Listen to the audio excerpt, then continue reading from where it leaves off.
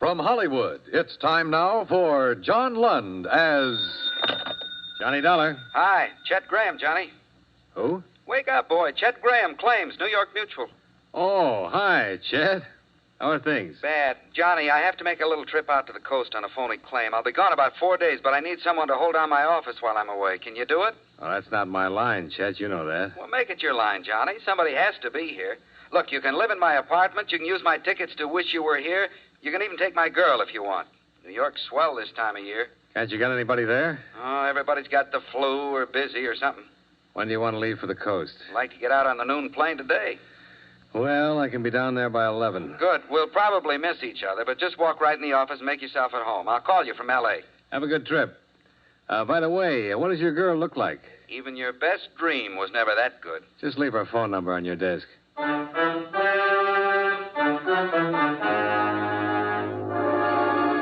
John Lund, in a transcribed adventure of the man with the action-packed expense account, America's fabulous freelance insurance investigator. Yours truly, Johnny Dollar.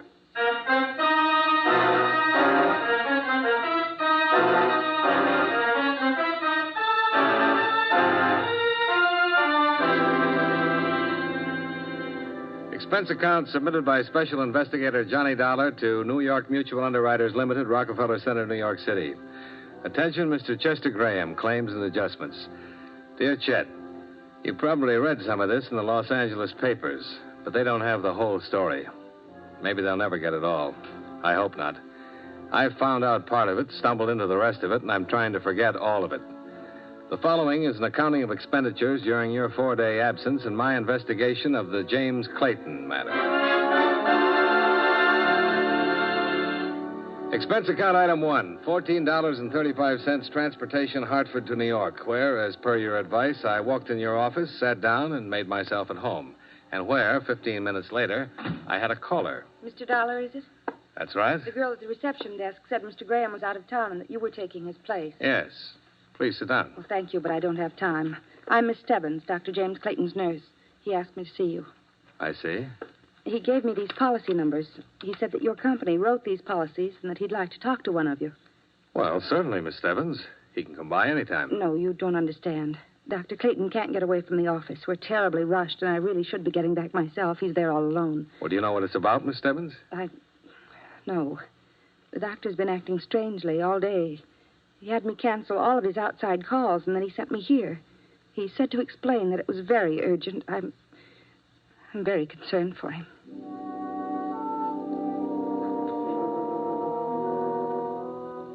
The tall, pale brunette girl in the crisply starched uniform and cape was certainly concerned about something. She bit her lip, forced out a wan, unprofessional smile, and started to cry. I pretended not to notice all this as we got on the elevator and went down into the street. However, 10 minutes later, when we arrived at a suite of offices in the Pelroy building, I had to notice Dr. James Clayton. He met us at the door. Most of his costume was medically correct, white coat and carrying a stethoscope in one hand. But in the other, he brandished a .32 Ivor Johnson.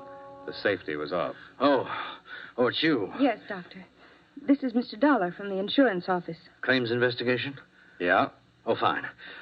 Jane, this would be a good time for you to get some lunch, don't you think? Well, Doctor, I have all of those lab reports to No, write. go ahead, Janie. Like a good girl, I want to speak with Mr. Dollar alone. Of course, Doctor, if you say so. Goodbye, Mr. Dollar. Goodbye. Come in, Mr. Dollar. Sit down. Very fine girl, Jane. She's worked for me a long time. Very fine. Do you always meet her at the door with firearms, Doctor? Oh, this. Well, all I can say is this is a ridiculous mess. My life's been threatened by a man who has definite homicidal tendencies. This, I don't even know how to load it. I look foolish, I suppose. A threat on your life, Doctor, comes under the heading of police business.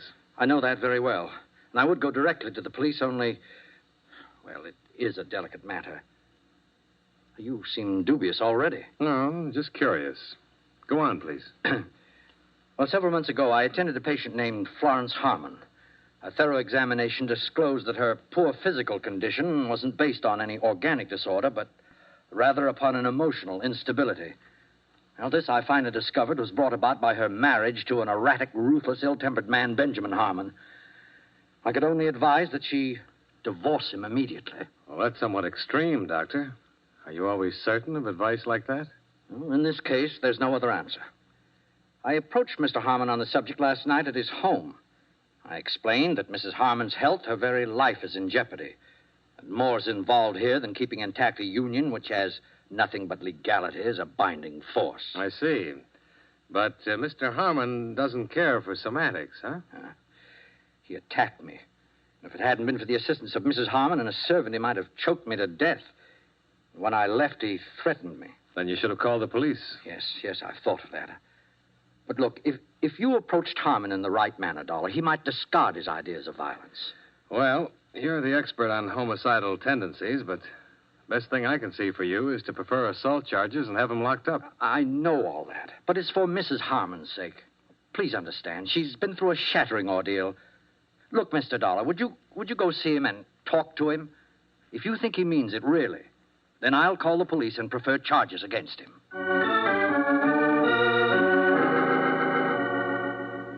The Harmon residence was in Westchester.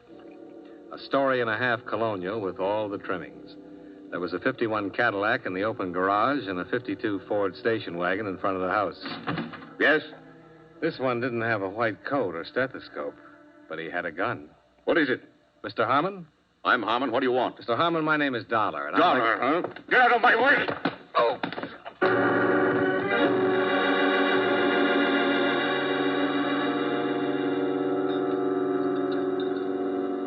Here, Mr. Dollar. Drink this. Easy now. Oh. Take it, please. Oh, you had quite a blow. Try a little more. It should make you feel better. What was... Who? Oh, you can bring suit against him, against us. You can do anything you want to, Mr. Dollar. He's just ungovernable. He could easily have killed you. You, Mrs. Harmon? Yes. Your husband think I was the Iceman? Oh, I don't know what he thought. I just heard him yell at you, and when I came to the door, you were lying there, and he'd taken the station wagon and left. Why, last night he even attacked my personal physician and threatened to kill him. I don't know what's gotten into him. You'd better sit down. Oh, it's getting better. Where'd he go? Heaven only knows. Mad. That's what he is, Mr. Dollar. Mad. He's liable to do anything. I'm scared. I'm scared stiff.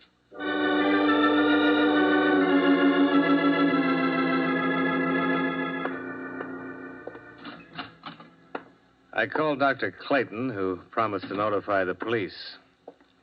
It was about 5:45 when I got back to his office. A broad-shouldered man in a tweed suit was in the reception room. Hi. You Dr. Clayton? No. Hey, don't I know you? I was thinking the same about you. Wait, Dollar? Yeah. Tom Bassman, Central Division. Oh, sure. How are you, Tom? Fine. Hey, you must be the one. What? This Dr. Clayton called downtown about a threat, said his insurance company had advised him to report it. That's right. Well, where is he? Well, he should be here, Tom. What's his nurse say? I rang the buzzer. No one around at all. What's this all about? A man named Benjamin Harmon's threatened the doctor's life. I met him myself. He's carrying a gun, and he looked dangerous to me. I just came from his house. He's still there? No. I better phone in and get a pickup out on him. When the doctor shows up, I'll get a complaint. Oh, hello. Hello. Why, Mr. Dollar. Hello, Miss Stebbins. Is Dr. Clayton here?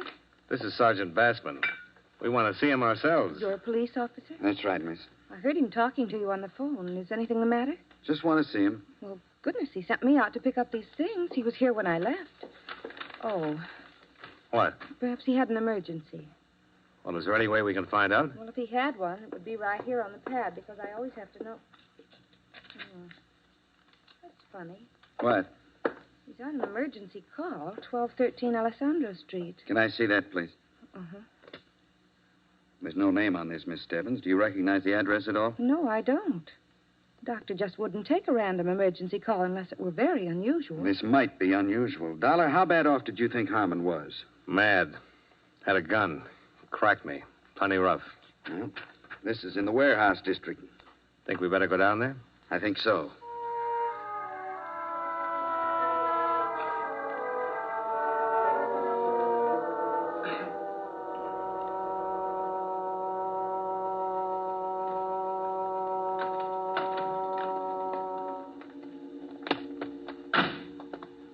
Wait.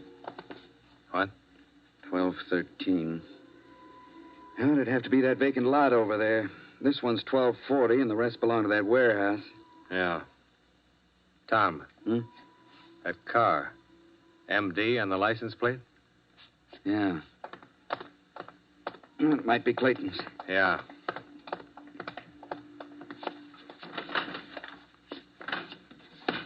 It's Clayton's car, all right. He must be around here somewhere looking for 1213. Yeah. Well, let's have a peek.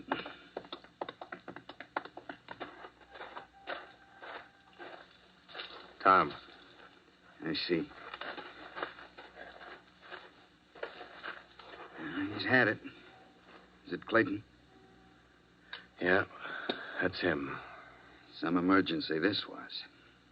Yeah.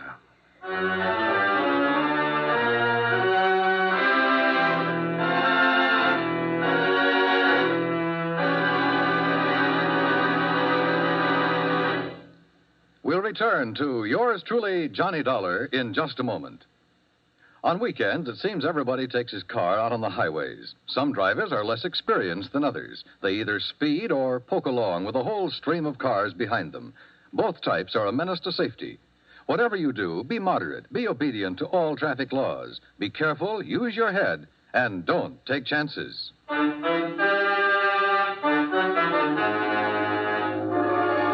Now, with our star, John Lund, we bring you the second act of yours truly, Johnny Dollar.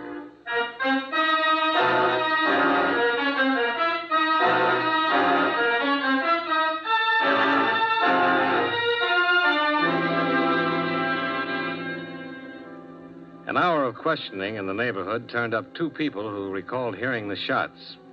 And one man remembered seeing a man who answered Benjamin Harmon's description loitering in the vicinity of a nearby bar earlier in the evening.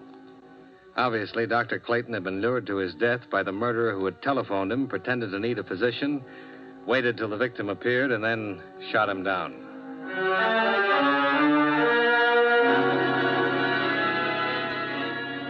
Expense account item 3, $11.65. A good dinner, 3 martinis, tip, and thinking at Toots Shores.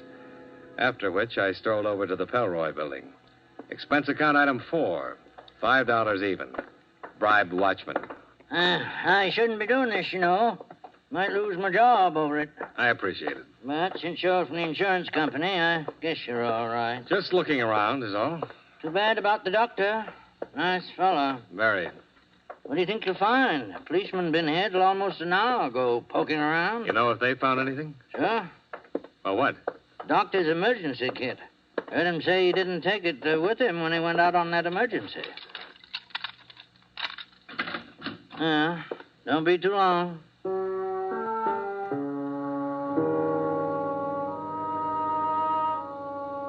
The business about the emergency kit started me thinking. I opened Clayton's file drawer and skimmed through every patient's name from Abbott to Zabrowski. He'd been a thorough man, and from all evidences operated an efficient medical office. However, he had no medical history in his files on Florence Harmon. There was nothing to indicate that she had ever been a patient of his. On the other hand, there was an entry a year before which showed that he had examined, treated, and discharged Benjamin Harmon as a patient. I think these two developments supplied me with all of the curiosity I needed for a while. Nurse Jane Stebbins' home address was duly noted on Dr. Clayton's phone book. Oakdale House. Surprisingly enough, on Oak Street. Special rates for nurses, room 210.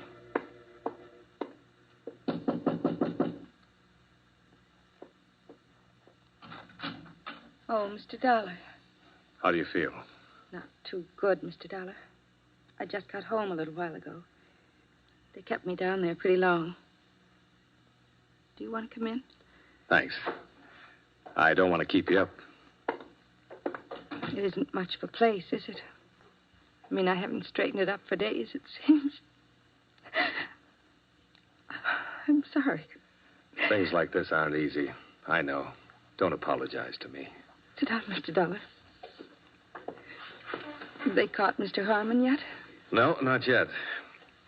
Miss Stebbins, you worked for Dr. Clayton a long while, didn't you? 5 years. Then you should be able to tell me who he was going to marry. Mary? Well, I didn't know. I have no idea. He'd already made arrangements for a honeymoon. Honeymoon? Look, reservations on the Ile de France for next April. I found them in his desk drawer. Confirmed to Dr. and Mrs. James Clayton. Well? What difference does it make? I don't know. Seems strange that you've been with him for such a long time and didn't know about this. Or did you? All right. What about Mrs. Harmon? Well... Look, Miss Stebbins, things are wrong all the way down the line about your doctor's death, about what happened before it. It'll come out sooner or later. I suppose it will. It's awful to say this, Mr. Dollar, but Mrs. Harmon was the only one Dr. Clayton saw socially. And she, of course, is married. Of course. And the good doctor advised her to get a divorce. He meet her when Mr. Harmon was a patient of his? Yes, that's right. They became friendly. But Mrs. Harmon was never a patient. No, never, just her husband. What can you tell me about Mr. Harmon? Well, really, all I know is he came in to see Dr. Clayton a few times. Over a year ago, I guess. Then after he saw what was happening between Mrs. Harmon and Dr. Clayton, he stopped coming in. I sent a copy of his medical history to another doctor. But Dr. Clayton had been seeing Mrs. Harmon all this time. It's awful to say this now, Mr. Dollar. The doctor's dead. I'm no moralist. We're all human. It's happened before. Married people have been attracted by others. I'm tired, Mr. Dollar. Sure. Do you have any idea why I was called in today? At first, I didn't. Well, of course, it happened. The police told me about Mr. Harmon's threats. But I don't understand what you're trying to do. The police want Mr. Harmon, and what does it all mean? It means the wrong man was killed.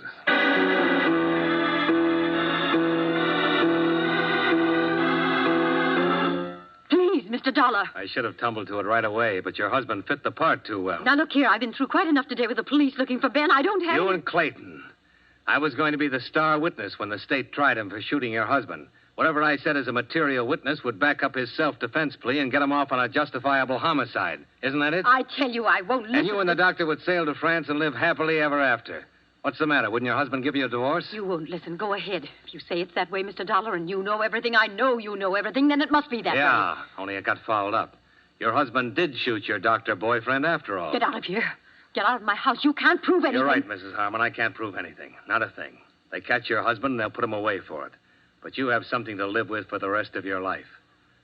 Or maybe you didn't really love your doctor after all. Get out! Get out! Leave me alone! Leave me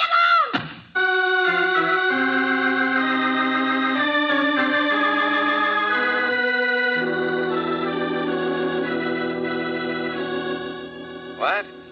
Well, that's it, Sergeant. I want to know if people can really get by with this kind of thing in our courts of law.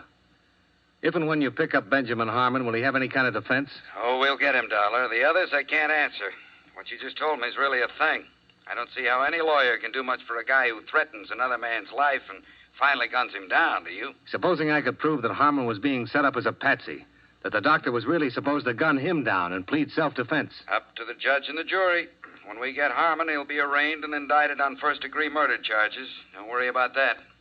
And if it goes that far, it generally means he'll get the works. After all, we're pretty sure he shot and killed the doctor. Hang up, Dollar. Huh? You still there, Dollar? Hang up or I'll blow your head off.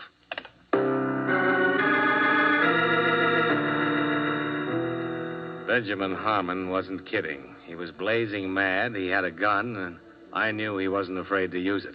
I was across the street when you left my place a little while ago. Fixing up another deal, were you? I don't know what you're talking about, Harmon. I followed you here so we could have this talk. And we're going to have it, you and I. You ought to put that gun away and let them take you. They'll shoot you down if they see you. Nobody's going to shoot me down, not yet. Now, where's your office? Hartford, Connecticut. I mean here. Where do you practice here? Come on. I don't practice anything here. My office is in Hartford. This apartment belongs to a friend of mine. I'm standing in for him here while he's out of town. Where's his office? New York Mutual Liability. I mean his law office. I want to get down there and see how much... Hold on now. I'm not a lawyer. My friend's not a lawyer. We're insurance investigators. Where's the office? I tell you, we... Listen. Clayton called me this morning and said a lawyer named Dollar was on his way over to talk to me about divorcing Florence. If you hadn't started swinging that gun butt around, I'd have told you why I was there. I think I know why Clayton called you and told you that, but I don't... You and he were trying to pull something to take my wife away from me. I know that much. You're wrong, Harmon. I didn't know anything about that. Nobody takes my wife away from me. Now, that's the kind of temper that got you in all the trouble you're in. Look, you can shoot me here and I'll be number 2. But they'll get you real easy here. You know I didn't kill Clayton? How do I know you didn't kill him? You threatened him. Half a dozen people heard you threaten him. I have an idea why you did it, and you might have been right, but murder for any reason... Shut up! You're in on it somewhere.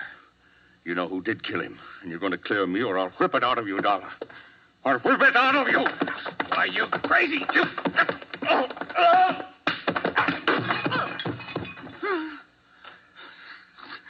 All right.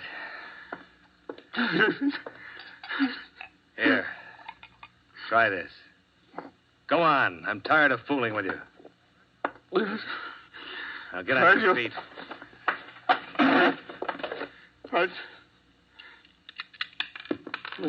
Well, you got 1 point in your favor. This gun hasn't been fired. Do you have another one? No. Here, take another drink. Now, you have a chance to talk to me right now. I don't think the police will be interested in much you have to say. I wanted to kill Clayton, but I didn't. Nobody will believe that.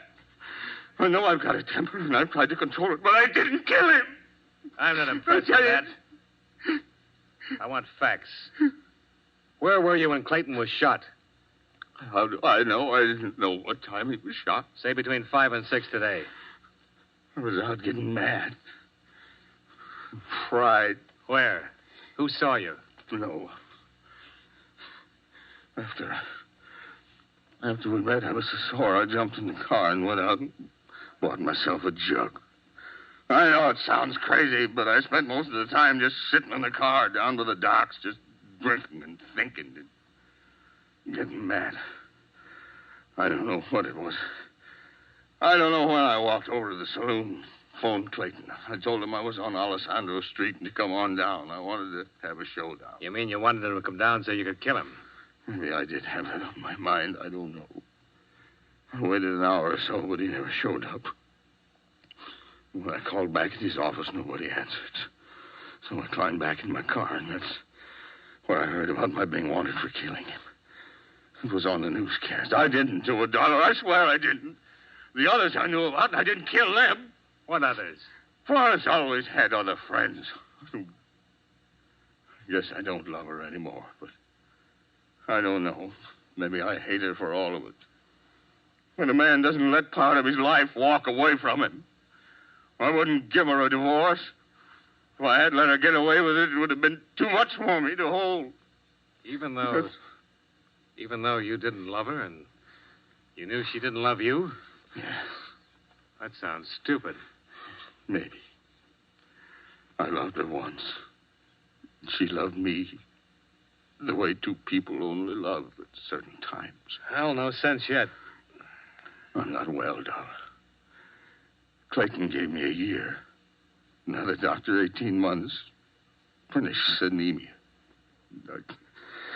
The two of them could have waited at least till I was dead, couldn't they? Couldn't they?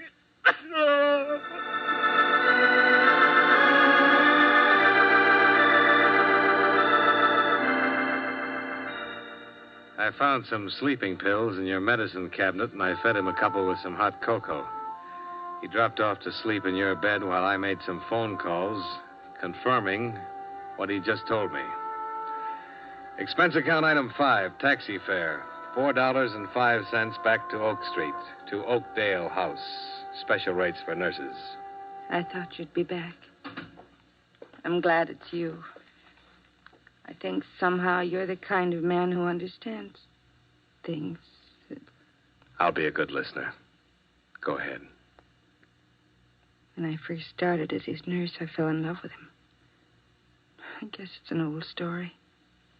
Terribly old and corny. But then he met her. I heard him tell you all those lies today about treating Mrs. Harmon. I was out in the hall. Didn't have any idea exactly what he intended to do until I heard him call Mr. Harmon right after you left. He told him you were a lawyer. He knew Harmon was upset enough to attack me. Doctor was very good about knowing what people would do. I was here when Mr. Harmon called him tonight. Doctor took the call and wrote it down on the pad. I saw him put the gun inside his coat, and I knew he was going down there to shoot Mr. Harmon. So I followed him. He was walking around in the dark looking for Mr. Harmon with a gun in his hand. I ran up to him and pleaded with him not to be crazy, that she wasn't worth it. Then he said he was going to kill me, too. We struggled, and the gun went off I don't know how many times. Then I came back here and pretended I'd been down at the drugstore. I see. What's your first name? Jane. Jane, Dr. Clayton made all sorts of elaborate plans so he'd have a self-defense plea. But you don't have to go to all that trouble. You can prove self-defense. He had the gun. He was going to use it on you. I beg your pardon? I can help you, Jane. It'll go second degree or manslaughter, suspended. You didn't mean to shoot him, but he meant to shoot you. No. You're nice. But I can't get off. What? I guess they haven't found her yet. I killed Mrs. Harmon an hour ago.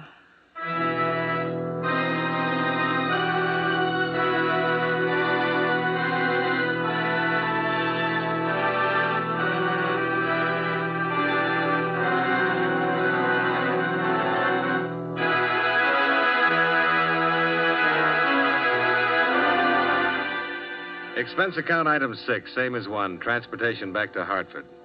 I didn't spend any other money, Chet. I didn't meet your girl, and I didn't see the musical. I didn't go anyplace. I just sat in your office and looked at the walls for the next 3 days. I'm leaving this where you'll see it when you come in tomorrow morning. Settle up and don't call me for a long time. A long, long time, if you call at all. Expense account total, $56.35. Yours truly, Johnny Dollar.